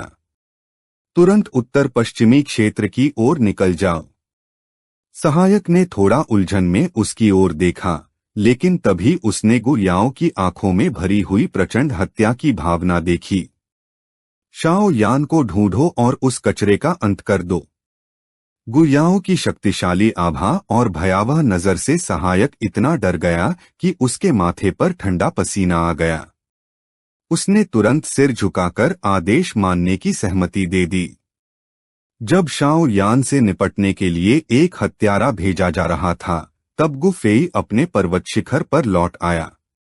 थोड़ा आराम करने के बाद उसने 7वीं श्रेणी की एक औषधि पिल को परिष्कृत करना शुरू करने का निश्चय किया। 7वीं श्रेणी की औषधि। बाहरी दुनिया में ऐसा प्रतिभाशाली व्यक्ति सभी को स्तब्ध कर देता। गु फेई अभी बहुत युवा था, केवल 16 वर्ष का। फिर भी वह 7वीं श्रेणी की ऐसी औषधि बना सकता था जिसे अनेक रसायनविद अपने पूरे जीवन में भी नहीं बना पाते। किसी भी नीलामी में 7वीं श्रेणी की औषधि की कीमत आसमान छू सकती थी। इनमें से कई औषधियां अनमोल खजाने थीं, जो भीषण प्रतिस्पर्धा पैदा कर सकती थीं। पहले प्रणाली ने गु फेई की रसायन विद्या को 7वें स्तर तक उन्नत कर दिया था। परिणामस्वरूप उसने 7वीं श्रेणी की अनेक औषधियों के सूत्र भी सीख लिए थे। पिछली रात देर तक जागते हुए गु फेई केवल शुनर के साथ अपने विवाह के बारे में नहीं सोच रहा था। उससे भी अधिक वह इन 7वीं श्रेणी की औषधियों के बारे में विचार कर रहा था। अब जब उसके पास इतने सारे औषधि निर्माण सूत्र थे तो स्वाभाविक रूप से वह उन्हें बनाना शुरू करना चाहता था। इस बार गु फेई जिस औषधि को बनाने वाला था वह ऐसी थी जो एक डॉ एंसेस्टर की साधना को एक सितारा बढ़ा सकती थी, जिसका नाम था सी बूस्टिंग पिल। बाजार में यह एक अनमोल 7वीं श्रेणी की औषधि थी। इसकी सबसे बड़ी विशेषता यह थी कि इसे सेवन करने के बाद डॉ एंसेस्टर की साधना बिना किसी दुष्प्रभाव के एक सितारा बढ़ जाती थी। साधक की नींद में कोई अस्थिरता नहीं आती थी, केवल यह औषधि ही सीधे उसकी शक्ति को बढ़ा देती थी। यहाँ तक कि किसी 7वीं श्रेणी के रसायनविद के लिए भी इस औषधि को बनाना बहुत समय लेने वाला कार्य था और फिर भी असफलता की संभावना बनी रहती थी। गु फेई 7वीं श्रेणी की औषधि बनाने का प्रयास क्यों करना चाहता था? प्रणाली द्वारा दिए गए सूत्र को याद करते हुए उसने बुदबुदाया, बस समय काटने के लिए। हाँ, गु फेई के लिए ऐसी औषधि बनाना जिसे सामान्य 7वीं श्रेणी के रसायनविद तैयार करने में कई सप्ताह या यहाँ तक कि 1 महीना लगा देते, केवल समय बिताने का एक तरीका था। तलाक की शीतलनवधि ठीक 1 महीने की थी। शायद जब तक औषधि तैयार हो जाए तब तक वह समय भी समाप्त हो जाएगा। सारी तैयारी पूरी होने के बाद गु फेई ने अपने निवास के बाहर एक अवरोध स्थापित कर दिया। वह नहीं चाहता था कि किसी महत्वपूर्ण क्षण पर कोई व्यवधान आकर उसकी रसायन प्रक्रिया को नष्ट कर दे। दिन बीतते गए और दोनों मुख्य पात्रों में से कोई भी गु कबीले में दिखाई नहीं दिया। गु फेई और शुनर के बारे में चर्चाएं धीरे धीरे कम होने लगीं। जब नायक नायिका ही दिखाई न दें तो कौन जानता था कि वे क्या कर रहे हैं? इसके अलावा दैनिक साधना भी काफी कठिन थी। पर्वत शिखर पर गु फेई खिड़की के पास बैठा ध्यान में लीन था। उसकी आंखें बंद थीं। उसके सामने एक छोटी और सुंदर रसायन भट्ठी हल्की चमक बिखेर रही थी। कमरे में औषधीय जड़ी बूटियों की मंद सुगंध फैली हुई थी। आधा महीना बीतने के बाद गु फेई ने अचानक अपनी आंखें खोलीं। पर्वत शिखर के ऊपर का आकाश नाटकीय रूप से बदल चुका था। शिखर के बाहर का आकाश साफ और धूप से भरा था, लेकिन शिखर के ऊपर काले बादल इकट्ठा हो गए थे, जिनमें भयंकर औषधि वज्र पिल थंडर चमक रहा था। वह वज्र अत्यंत घना और भयावह था, जिसे देखकर किसी के भी मन में डर उत्पन्न हो सकता था। वह वज्र शीघ्र ही बादलों में एकत्रित हुआ और फिर बिजली की तरह नीचे गिर पड़ा, सीधे पर्वत शिखर पर बने घर पर प्रहार करते हुए। उसकी गर्जना और प्रभाव से गु कबीले के अनेक लोग चौंक गए और देखने के लिए दौड़े चले आए। उनमें कई रसायनविद भी शामिल थे। युवा पीढ़ी में अत्यंत सम्मानित एक युवा रसायनविद ने आकाश में उस वज्र को देखकर अविश्वास से सांस खींची। यह तो वही औषधि वज्र है जो केवल तब प्रकट होता है जब 7वीं श्रेणी की औषधि जन्म लेती है। हालांकि वहां केवल कुछ ही रसायनविद उपस्थित थे, लेकिन सभी जानते थे कि 7वीं श्रेणी की औषधि कितनी मूल्यवान होती है। एक युवा लड़की ने प्रशंसा से कहा। उसके चेहरे पर शक्तिशाली व्यक्तियों के प्रति आदर स्पष्ट था। किसने सोचा था कि भाई गु फेई न केवल साधना में असाधारण हैं, बल्कि रसायन विद्या में भी इतने कुशल हैं। वास्तव में भाई गु फेई अभी केवल 16 वर्ष के हैं। मिस शुनर को सचमुच ऐसा नहीं करना चाहिए था। गु कबीले के एक सम्मानित बुजुर्ग ने अपनी आंखों में हल्के पछतावे के साथ कहा। आखिरकार मिस शुनर भी अत्यंत प्रतिभाशाली थीं, और उनका गु फेई के साथ मिलन निश्चित रूप से गु कबीले को और ऊंचाइयों तक ले जाता। लेकिन मिस शुनर किसी दूसरे पुरुष के प्रति भावनाएं रखती थीं। चर्चाएं और भी तेज हो गईं, जिनमें अधिकतर प्रशंसा से भरी थीं। प्रशंसा, ईर्ष्या और अन्य सभी भावनाएं गु फेई की प्रणाली द्वारा एकत्रित की जा रही थीं। गुतियान प्रशंसा महसूस करता है +1 भावना अंक। गुयान प्रशंसा महसूस करता है +1 भावना अंक। गुयाचिन ने महसूस करती है +1 भावना अंक। ये छोटे छोटे भावना अंक लगातार प्रणाली द्वारा एकत्रित किए जा रहे थे। गु फेई संतोष के साथ सुन रहा था कि अंक धीरे धीरे बढ़ते जा रहे हैं। हालांकि वृद्धि छोटी थी, लेकिन लगातार बहने वाली धारा भी तो एक विशाल महासागर बना सकती है ना? अंतिम सूचना देखकर उसके चेहरे पर मुस्कान आ गई। शुनर निराशा महसूस करती है +100 भावना अंक। पता चला कि शुनर भी वहीं थी, गु कबीले के लोगों की भीड़ में छिपी हुई। उसकी उपस्थिति किसी ने नहीं देखी थी, सिवाय गु फेई की प्रणाली के। उस समय छाया में छिपी शुनर भी सबकी तरह पर्वत शिखर पर बने उस घर को देख रही थी। वह स्वयं को यह याद करने से नहीं रोक सकी कि कुछ ही दिन पहले वह वहीं रहती थी। यदि गु फेई ने तलाक का प्रस्ताव न रखा होता, तो क्या आज वह भी सबकी ईर्ष्या का विषय होती? उस व्यक्ति के बजाय जिस पर लोग तरस खाते थे, क्योंकि उसने किसी दूसरे पुरुष को चुना था। उसके आसपास की सारी चर्चाएं शुनर के कानों तक पहुंच रही थीं।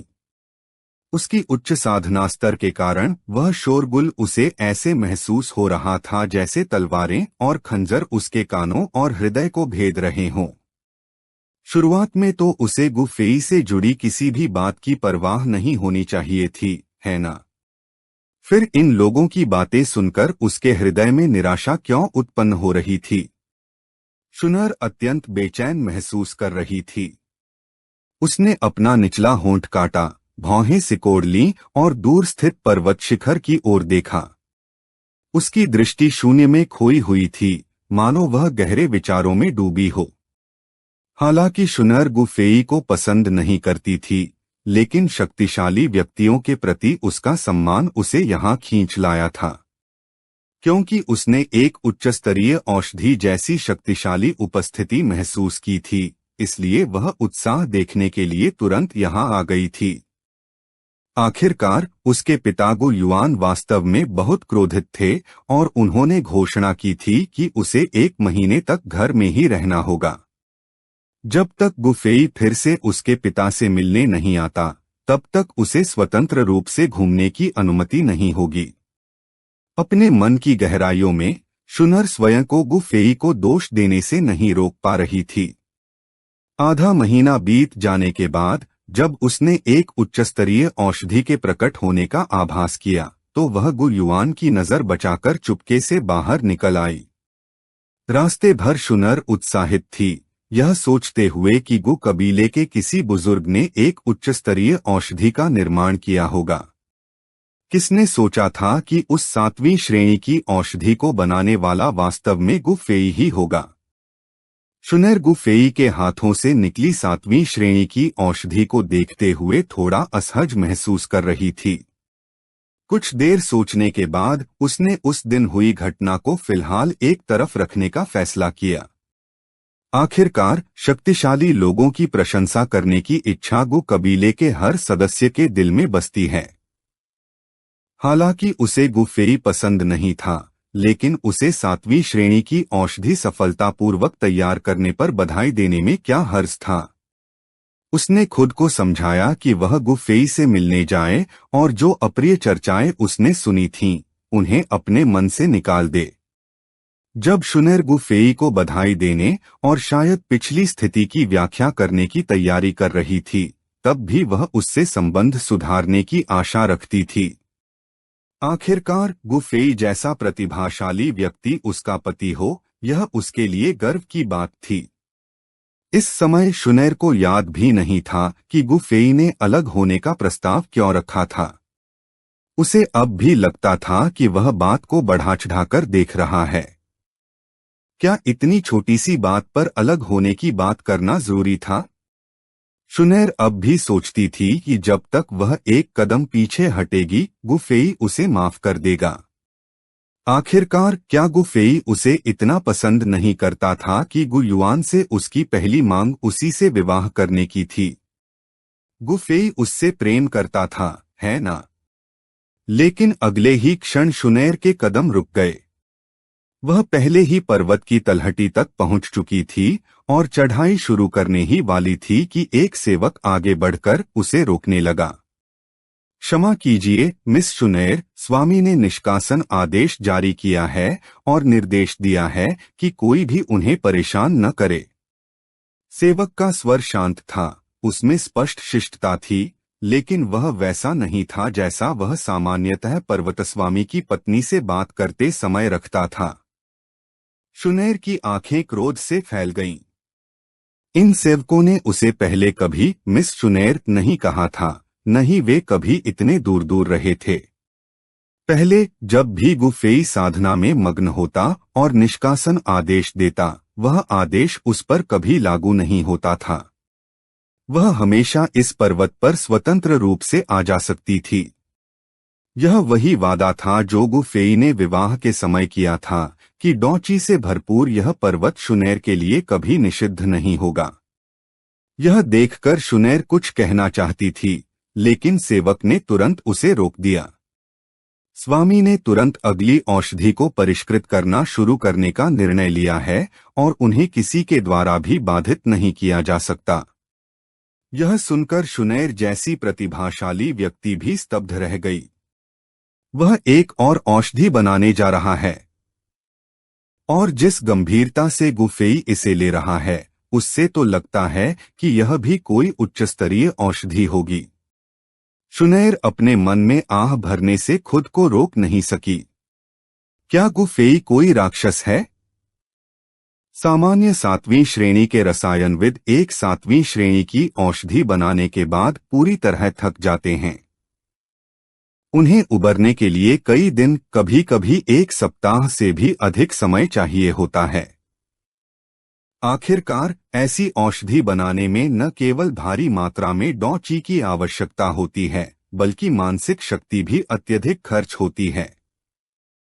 कुछ लोग तो 7वीं श्रेणी की औषधि बनाते समय अपनी मूल शक्ति को भी क्षति पहुंचा लेते हैं, जिससे वे जीवन भर फिर कभी अपनी शक्ति नहीं बढ़ा पाते। लेकिन यहाँ गु फेई पहली औषधि पूरी करने के तुरंत बाद दूसरी बनाने जा रहा था। क्या उसे बिल्कुल भी आराम की जरूरत नहीं थी? वह सचमुच एक सन की प्रतिभा था। सेवक की बातों के बाद शुनैर के पास हार मानने के अलावा कोई विकल्प नहीं बचा। उसने झुंझलाहट में पैर पटका और गुस्से में वहां से चली गई। यह सब कुछ एक व्यक्ति दूर से देख रहा था। अब सब कुछ केवल भाग्य पर छोड़ा जा सकता है। उस व्यक्ति ने मन ही मन आह भरी। उसके चेहरे पर समय की मार झेल चुका साधारण सा रूप था। यद्यपि उसका रूप सामान्य लगता था, लेकिन उसकी आंखों में कभी कभी चमकती हुई तीक्ष्णता उसके अस्तित्व को अनदेखा करना असंभव बना देती थी। यह गुल्लिये था, ब्लैक सबमर्ज्ड किंग, गु कबीले के शीर्ष विशेषज्ञों में से एक, जो ऊंचे स्थान से यह सब देख रहा था।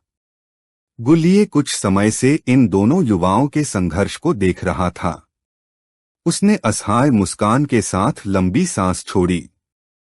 उस दिन गु युआन इसी विषय पर चर्चा करने उसके पास आया था और बड़ी झिझक के साथ उससे गु फेई को समझाने का अनुरोध किया था। यह सुनकर गुल्लिये स्वाभाविक रूप से पहले असंतुष्ट हुआ। गु युआन के जाने के बाद उसने ठंडे स्वर में फुफकार भरी। उसके पोते के साथ उसकी पोतवधू ने विश्वासघात किया था और अब गु युआन चाहता था कि वह गु फेई को शुनैर को माफ करने के लिए मनाए। कितनी हास्यास्पद बात! इसके अलावा गु फेई कोई साधारण व्यक्ति नहीं था, उसे ही हमेशा पीछे क्यों हटना चाहिए? फिर भी कबीले के मुखिया ने इतनी ईमानदारी से अनुरोध किया था, इसलिए गुल्लिये के पास ऊपर सहमत होने के अलावा कोई विकल्प नहीं था। लेकिन भीतर से वह जानता था कि वह अधिक कुछ नहीं कर सकता। वह अपने पोते के स्वभाव को अच्छी तरह जानता था।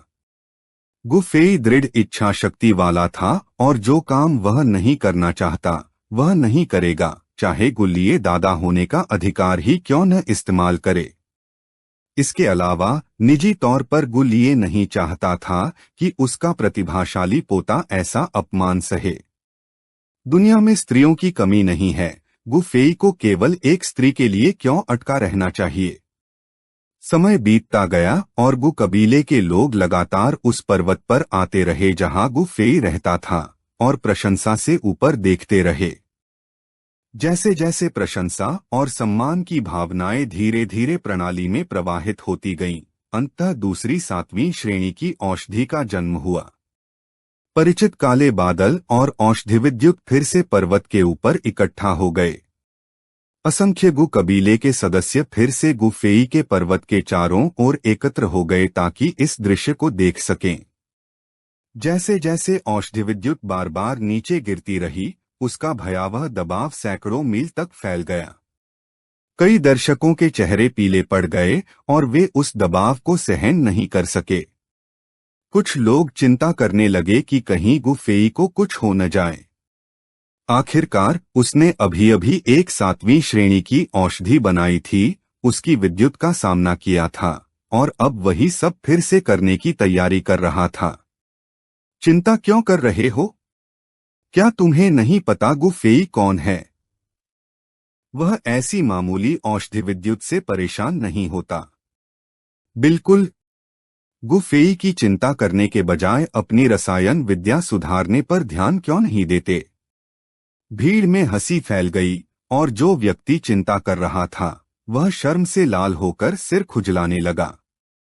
उसने मन ही मन तय किया कि अगली बार वह गु फेई से सलाह मांगेगा। 16 वर्ष का रसायन विद्या का प्रतिभाशाली युवक, भले ही वह जीवन भर मेहनत करे, शायद कभी उसकी बराबरी न कर सके। उसी समय शुनैर दिखाई दी और गुस्से में पर्वत की ओर बढ़ी। वह पर्वत की तलहटी पर खड़ी हो गई, उसकी भौहें क्रोध से तनी हुई थीं और आंखें रोष से भरी थीं। शुनैर को क्रोध का अनुभव हुआ। भावनात्मक मूल्य +200। गुफेई ने भौहें सिकोड़ लीं और आंखें खोलकर पर्वत की ओर देखा। बहुत नीचे उसे एक छोटी सी आकृति दिखाई दी। उस आकृति ने गहरी सांस ली और डौची से अपनी आवाज को बढ़ाते हुए, ताकि पर्वत शिखर तक स्पष्ट सुनाई दे, क्रोध से भरे स्वर में चिल्लाई, गुफेई, मुझे उम्मीद नहीं थी कि तुम ऐसे इंसान होगे। तुमने भाई शियाओ यान की हत्या कराने के लिए किसी को कैसे भेज दिया? भीड़ में हंगामा मच गया। जो लोग स्थिति जानते थे, वे शुनैर के आरोप पर संदेह कर रहे थे, जबकि बाकी लोग सोच में पड़ गए या हिचकिचाने लगे। शियाओ यान वूतान नगर के शियाओ कबीले का पुत्र शुनैर का पूर्व प्रेमी भी था। क्या ऐसा हो सकता है कि पत्नी के विश्वासघात से आहत गुफेई ने ईर्ष्या और क्रोध में आकर शियाओ यान को नुकसान पहुंचाने की कोशिश की हो? शायद वह उस प्रतिद्वंद्वी को मारना भी चाहता था। लेकिन जब किसी ने झिझकते हुए यह संभावना उठाई, तो विरोध की लहर ने तुरंत उस विचार को दबा दिया। असंभव। हम गुफेई की बात कर रहे हैं। सही कहा। क्या वह शुनैर की वजह से किसी साधारण व्यक्ति को नुकसान पहुंचाएगा? और फिर गुफेई को अब शुनैर से कोई लगाव नहीं है, और वह अंधाधुंध हत्या करने वाला व्यक्ति भी नहीं है। जो लोग स्थिति जानते थे, वे शुनैर के एक तरफा आरोप पर विश्वास नहीं कर रहे थे, और जो नहीं जानते थे, वे तो उससे भी कम विश्वास करने वाले थे। वे सभी अच्छी तरह जानते थे कि गुफेई कैसा व्यक्ति है। गुफेई was known for his kindness and humility, and his love for Xuan'er ran deep. Even though Xuan'er had hurt him, Guofei, despite his pain, would never stoop to killing Xiaoyan. Some kind-hearted members of the Gu clan tried to persuade Xuan'er. Miss Xuan'er, could there be a misunderstanding? Yes, how could Brother Guofei possibly want to harm someone? Seeing everyone around her defending Guofei, Xuan'er stomped her foot in frustration, her eyes reddening. None of you believe me. Guofei is clearly jealous of Xiaoyan, so he wants to destroy him. Angry and losing control, Xuan'er blurted out her thoughts. But as soon as the words left her mouth, she regretted them. Xuan'er experiences regret, emotion value +100. However, regret was futile. Once words are spoken, they can't be taken back. Xuan'er's voice wasn't loud, but with her though QI infused into it, Guofei heard everything clearly from the top of the mountain. Faced with Xuan'er's accusations and unreasonable behavior, even the normally mild-tempered Guofei began to feel annoyed. However, this only strengthened his resolve to go through with the divorce. Today, Xuan'er could come and accuse him based on an unfounded claim. Tomorrow would she bring Xiaoyan to his mountain openly? Guofei sneered, glancing down the mountain slowly. He then shut the window, ignoring the furious Xuan'er. Guofei didn't bother to explain anything. When one is determined to find fault, any excuse will suffice. He had never done what he was accused of, but if Xuan'er believed he did, then so be it. Let her be the unreasonable one. It was just getting too noisy. Guofei sighed and set up a formation around his house, restoring the silence inside. A faint scent of medicine lingered in the air as Guofei picked up a small pill to inspect it. A faint smile appeared on his face. Another success.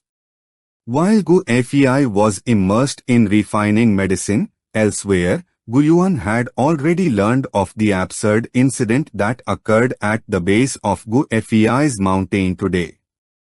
Xuan'er, visibly unhappy, stood by Guyuan, her brows furrowed. She had been grounded again, and this time Guyuan himself had set up the formation. Even if she spent 3 days and nights, she wouldn't be able to break it. Reflect on your actions properly. Today was too much. Exuener glared at him and pouted. I will personally investigate this matter and give both you and Gu Fei an explanation. With that, he left. After a thorough investigation, Guyuan's findings made him frown unconsciously. What he discovered was that Gu Fei hadn't spoken to anyone. For nearly a month, Gu Fei had completely isolated himself on his mountain.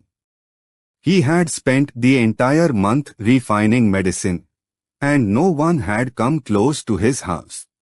There was no way Gu Fei could have arranged for someone to kill Xiao Yan. This conclusion, after thorough verification, was indisputable. That should have been the end of it, but Exuener kept demanding answers, so Guyuan had no choice but to dig deeper.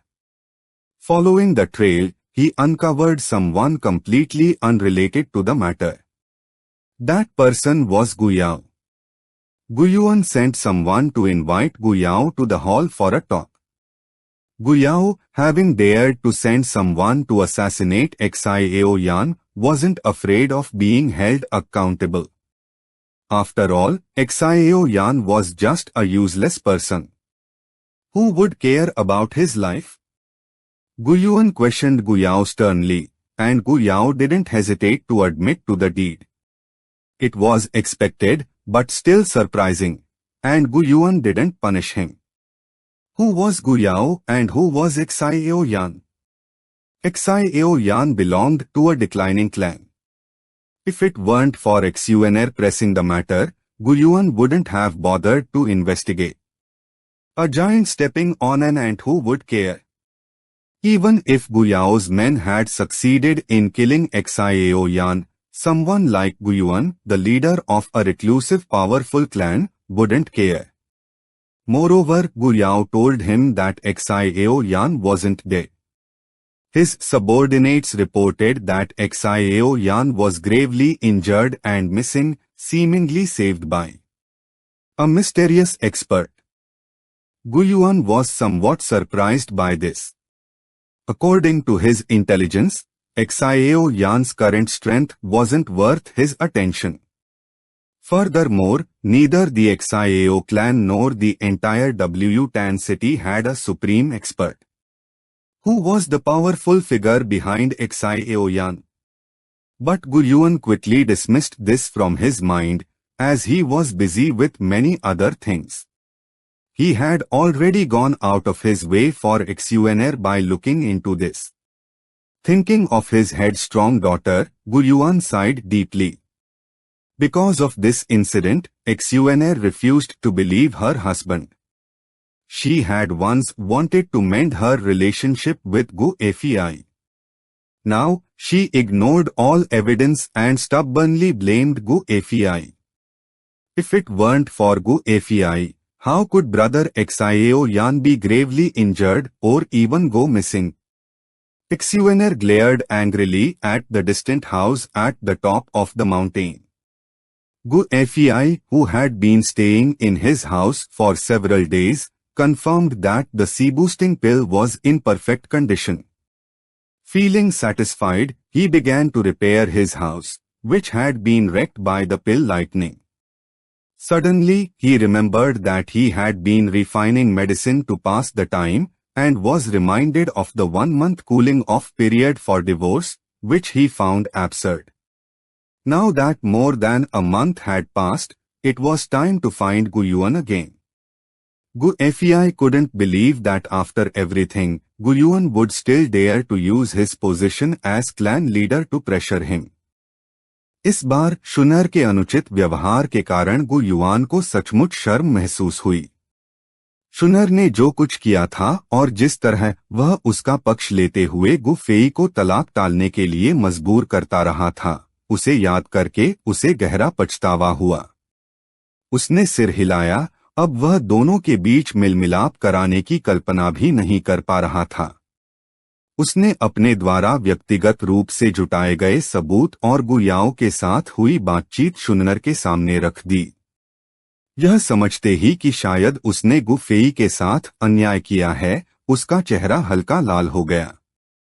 लेकिन जिद्दी होने के कारण उसने अपनी गलती मानने से इनकार कर दिया। असंतोष से नाक सिकोड़ते हुए वह वहां से चली गई। सभा भवन के प्रवेश द्वार पर उसकी टक्कर संयोग से तेजी से आते हुए गुफेई से हो गई। कभी पति पत्नी रहे दोनों की यह मुलाकात अब शुनर की नाराजगी और गुफेई की पूर्ण उदासीनता से भरी हुई थी।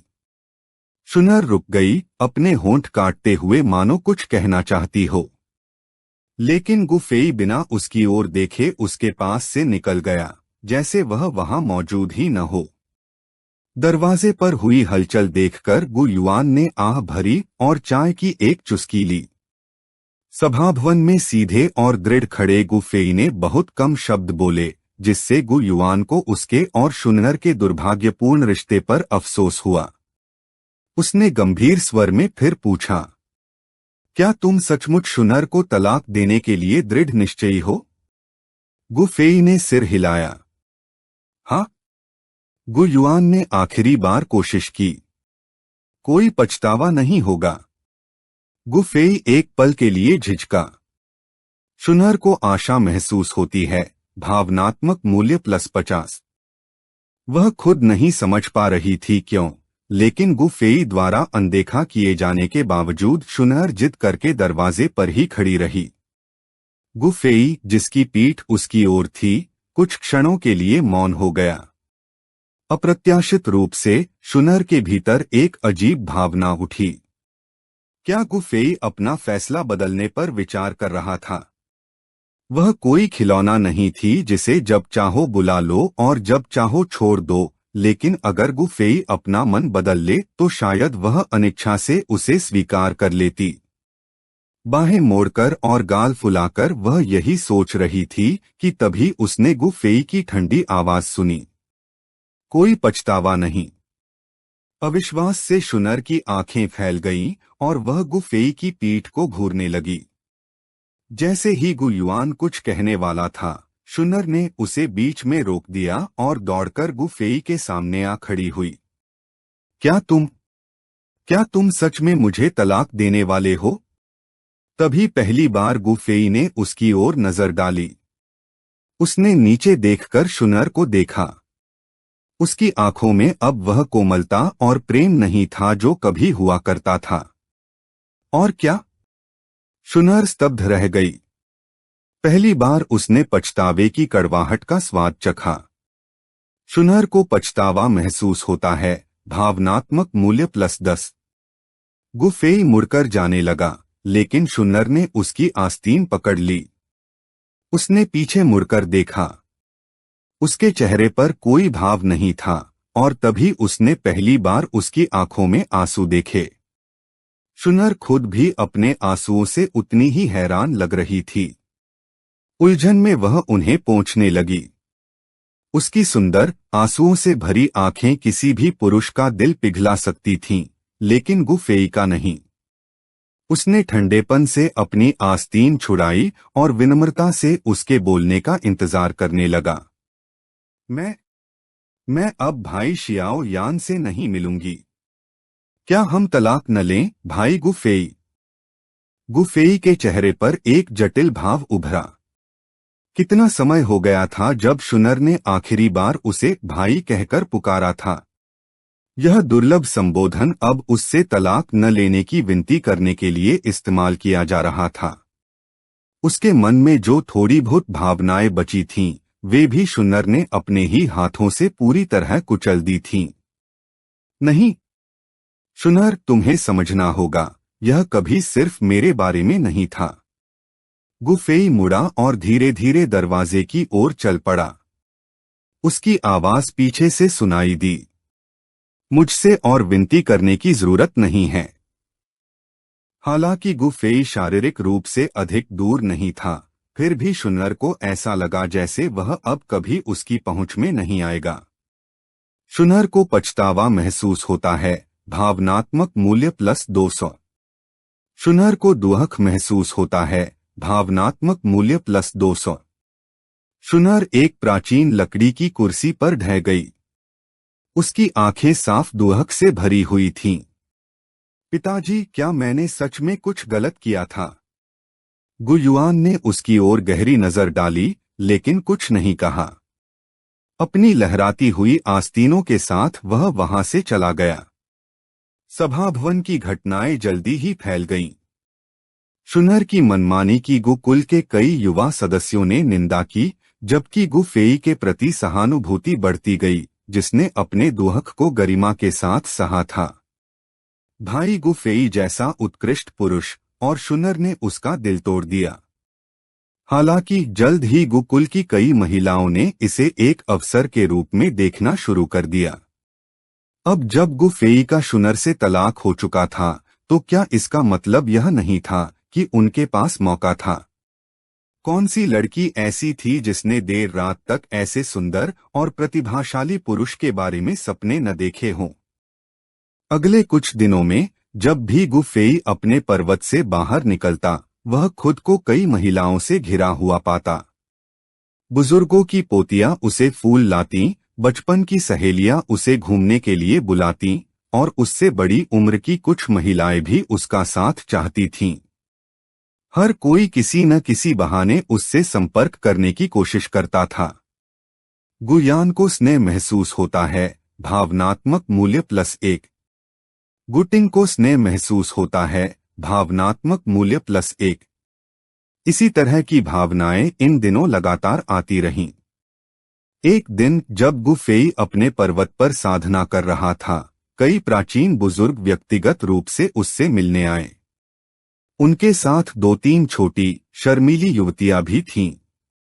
वे कभी कभी बुजुर्गों के पीछे से झांकती और चमकती आंखों से उसे देखतीं।